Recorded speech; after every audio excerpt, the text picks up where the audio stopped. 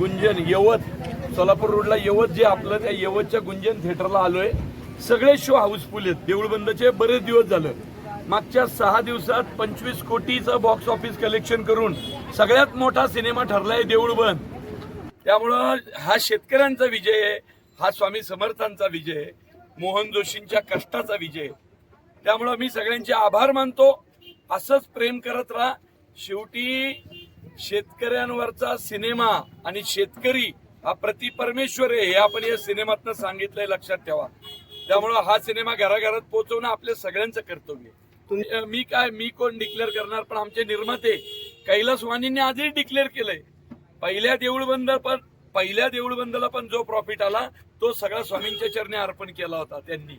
आणि कैलास वाणी साहेब यावेळी पण जो प्रॉफिट येणार आहे त्यातून आत्महत्याग्रस्त शेतकऱ्यांच्या मुलींची शिक्षण जी थांबलेली आहेत त्या शिक्षणाचा सगळा खर्च कैलास वाणी करणार आहे. त्यामुळं हा सिनेमा पैशा पाण्यापलीकडचा आहे. हा सिनेमा शेतकऱ्यांच्या हिताचा आहे. बघा, पिक्चर लय येतात आणि लय जातात, हिट होतात, काही पडतात. हा सिनेमा काहीतरी अलौकिक चाललाय मराठीमध्ये. 6 दिवसात 25 कोटी असं होत नाही हो. आणि ना पाठीशी कुठला चॅनल आहे, ना कॉर्पोरेट कंपनी आहे. सामान्य प्रोड्युसर, जसं पूर्वी नाही का सिंगल स्क्रीनला करायचे, सामान्य प्रोड्युसरने एका पिक्चर केलाय. ही खूप चांगली गोष्ट आहे. मराठी सिनेमाला सोन्याचे दिवस देऊळबंद 2 आणणार म्हणजे आणणार.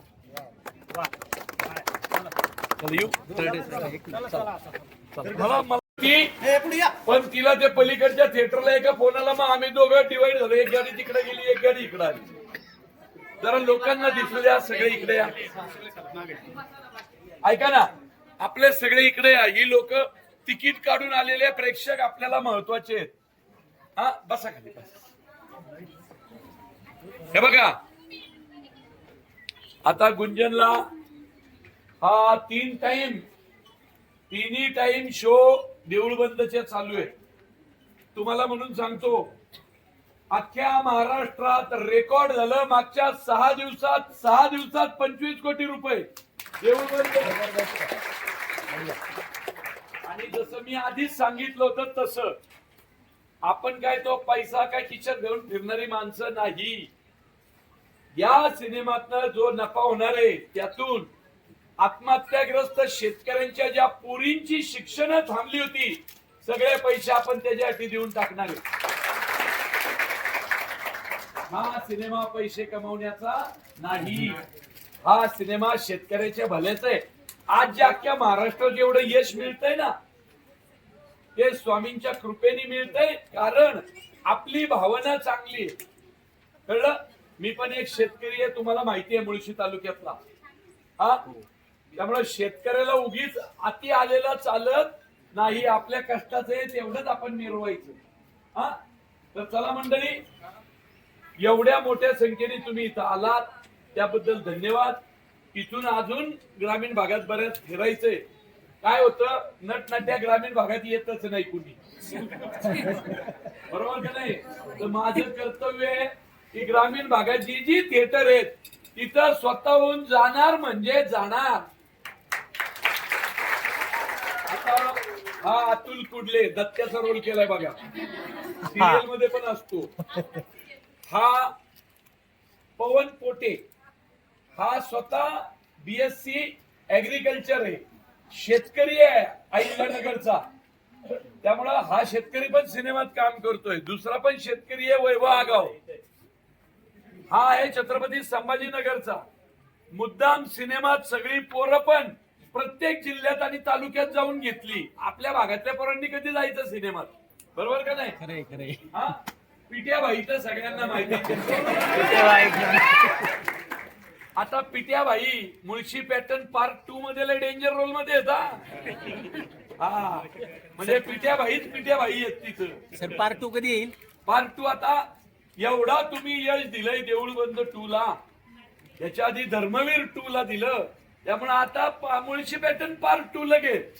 चला, ऐका, मला हे तुमचा कुणाचा तरी फोन द्या, तुमचा फोन द्या.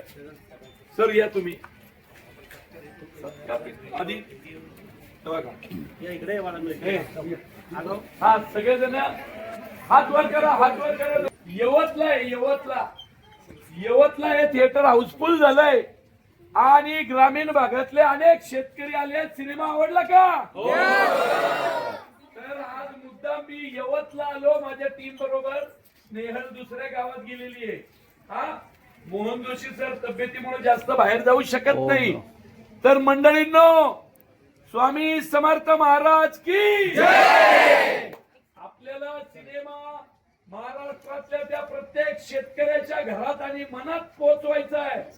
शेतकरी आत्महत्या यापुढे महाराष्ट्रात झाली नाही पाहिजे. बरोबर ना? बरोबर. चला, धन्यवाद मंडळी, धन्यवाद. आता पुढच्या ग्रामीण भागांमध्ये अजून फिरतोय. चला, धन्यवाद. तुम्हाला पाठवतो.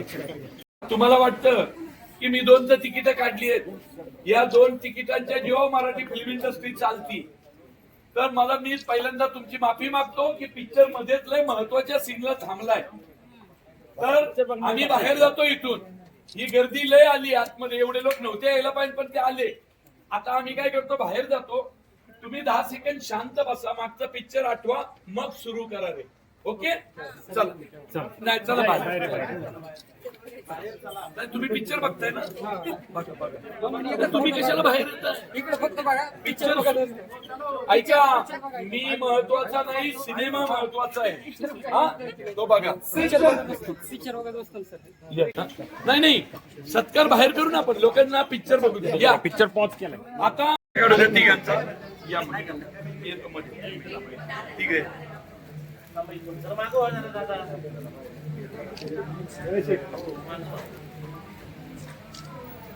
काढला? Yes. चला, पुढे